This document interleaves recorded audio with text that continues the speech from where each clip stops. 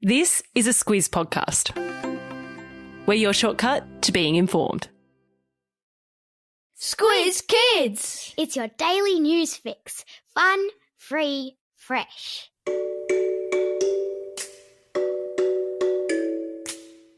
Good morning and welcome to Squiz Kids Today, your fresh take on what's happening in the world around you. I'm Bryce Corbett. It's Wednesday, March 30. In Squiz Kids Today, New South Wales on flood watch, Pompeii's robot dog, Warnie's big farewell, and Squizzy versus the memes. That's what's making news, kids style. The lowdown. Towns along the north coast of New South Wales were last night bracing themselves for rising floodwaters, as yet more rain was dumped along the east coast of Australia. No, you're not listening to last month's podcast. It's happening again. Just as towns like Lismore and Mullumbimby in the Northern Rivers region of New South Wales were cleaning up after last month's floods, the heavens opened again yesterday, forcing many residents to evacuate again. And while the rivers didn't rise as much as expected by the afternoon, there were still warnings last night that flash flooding could occur in these already saturated pockets of the state, with many in and around Lismore having a nervous night. Last night the rains had moved south to areas around Coffs Harbour, where the Weather Bureau was warning moderate flooding, especially for communities around the Macleay River, could be on the cards today. The Prime Minister told Federal Parliament yesterday that Defence Force helicopters had already been dispatched north to Ballina and were in position and ready to perform any rooftop rescues required. Here's hoping they don't have to. Stay safe out there, people.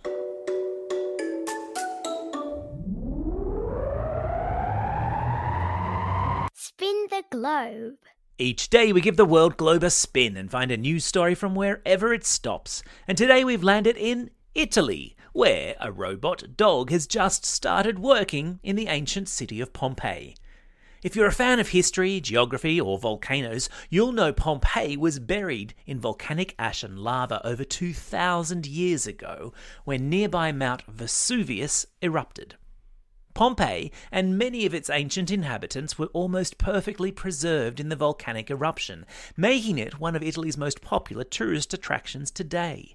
And a robotic dog called Spot has just been recruited to work in Pompeii, patrolling the grounds, crawling into hard-to-get places and keeping a robotic eye out for bandits who like to break into the ancient town and steal relics. Relics are historical artefacts, things from a long time ago which are valuable because of their age. You might remember we've spoken about Spot, the robotic dog, before. He first popped up in Singapore during COVID, where he was patrolling parks, making sure people kept social distance from one another. Seems there are many uses for Spot, but I have to say, the sooner someone recruits him for Dancing with the Stars, the better. I found a video of Spot dancing to Uptown Funk, and the dog's got moves. The link is, of course, in your episode notes. You're welcome. Sport time. One of the greatest spin bowlers cricket has ever seen, the man they called Warnie, will be farewelled tonight at a special memorial service at the Melbourne Cricket Ground. Ed Sheeran, Elton John, Robbie Williams and Kylie Minogue are among the big stars who have recorded special musical tributes to Shane Warne, which will form part of the service to take place in front of 50,000 fans tonight. And a great big stand at the MCG will be named in the cricketer's honour. And while it might sound like a concert, it's actually going to be a sombre affair, remembering the life of one of our sporting greats who died young. Sombre is a fancy word for sad or subdued. Warnie's 3 children will attend the memorial service, no doubt touched by the number of people who have come to say goodbye to their dad, but still hurting that he's not around anymore.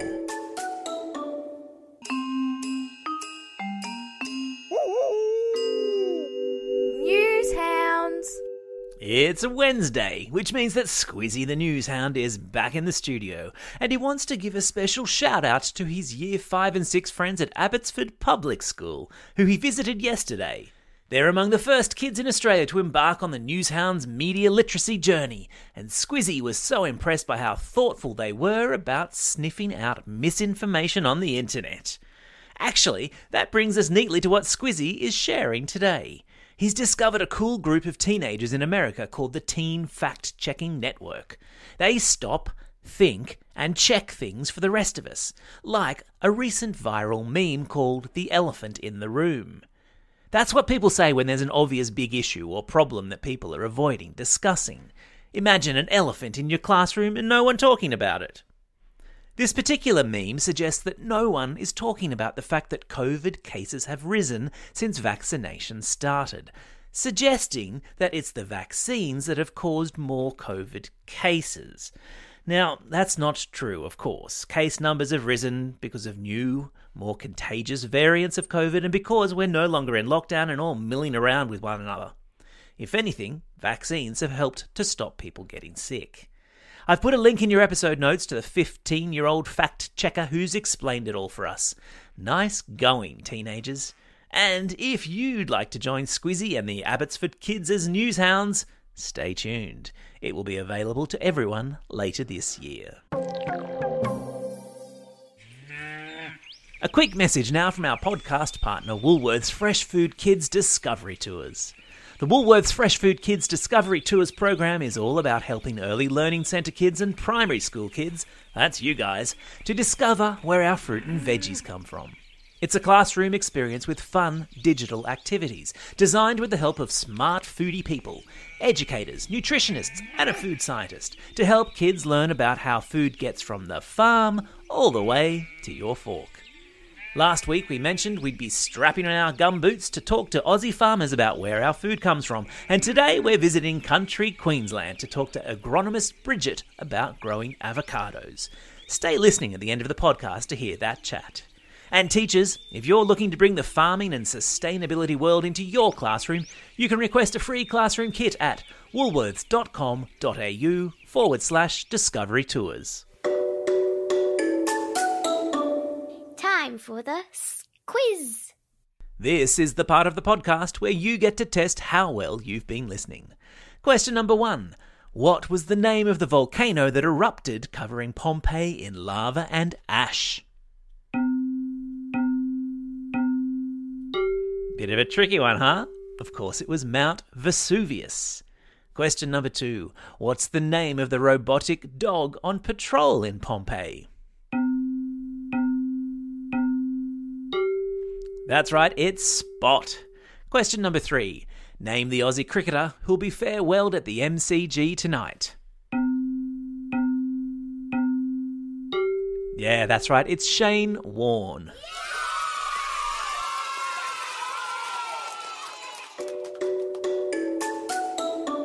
Shout-outs. It's March 30, birthday for Aussie tennis star Sam Stosur, and in the United States today it's Turkey Neck Soup Day. Ugh, aren't you glad you're not living there for that? It's also a special day for these Squiz Kids celebrating a birthday today.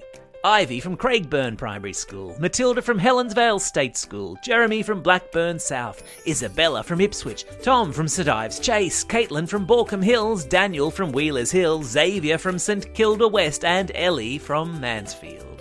And a belated birthday shout out to Lara and Annie, who are also from Mansfield. And today's classroom shout outs go to classes F10, F6 and F2 from Hammond Park Primary School. Don't forget, if you've got a birthday coming up and you want a shout out, or if you're after a classroom shout out, drop us a line at squizkids@thesquiz.com.au. Well, that's all we have time for. Thanks for listening to Squiz Kids today. We'll be back again tomorrow. In the meantime, get out there and have a most excellent day. Over and out.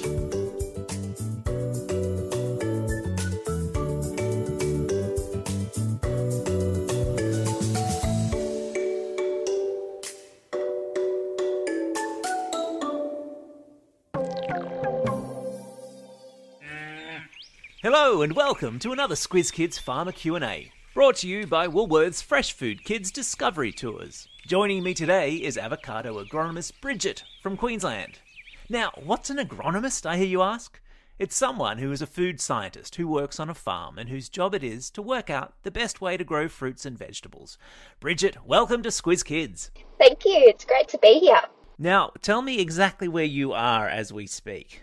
Right now, I'm at one of our farms in Cumbria in Queensland. Fantastic. And the weather there's been good for growing avocados? Yes, beautiful and sunny. We've had a little bit of rain the past couple of months, but the sun's coming out now, which is really good. Excellent. Now, as you know, we asked our audience to send any questions they might have about where avocados come from, how they're grown, and how they eventually end up in our supermarkets and in our tummies. Are you ready to jump straight in? Yes, let's do it. Okay, our first question comes from Gus from Melbourne. Hi, I'm Gus from Melbourne. My questions are, is an avocado a fruit? And why is the seed so big? Yes, Gus, you're right. An avocado is a fruit. And the seed is so big because in the wild, avocados love growing in jungles and rainforests. So the big seed inside your avocado is full of nutrients to make sure a new avocado seedling can grow big and tall quickly to get to the sunlight. Now we have a question from Tom from Mount Gambier. Hi, I'm Tom from Mount Gambier, and my question is, how do you pollinate avocado trees each year to create the avocado fruit? So pollination time is really busy for us here on farm. We have over 70,000 trees spread across our 7 properties. And as you might know, bees play a really important role in something called pollination. And this is a process by which a flower turns into a fruit. Because we have so many trees with so many flowers that need pollinating, we bring onto the farms about 1,000 beehives. Wow. Yeah, so depending on what beehives, there could be up to 60,000 bees in it. And it takes about 6 weeks for all the trees to flower and for the pollination process to take place. So how many avocado flowers turn into avocado fruits?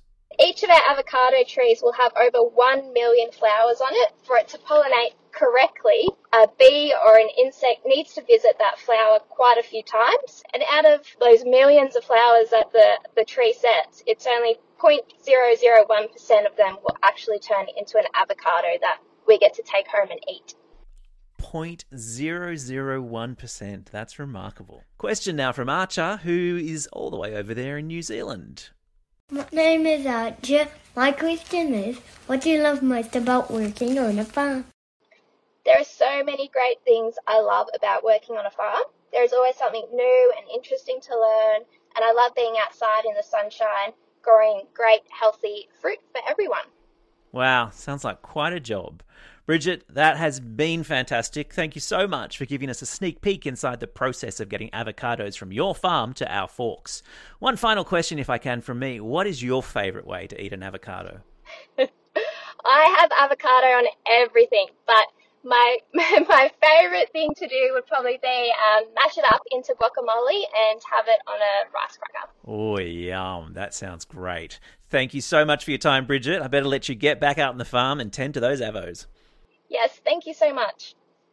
Now, don't forget, the Woolworths Fresh Food Kids Discovery Tour program is all about helping early learning centre kids and primary school kids, that's you, to discover where our fruit and veggies come from. Teachers, if you're looking to bring the farming and sustainability world into your classroom, you can request a free class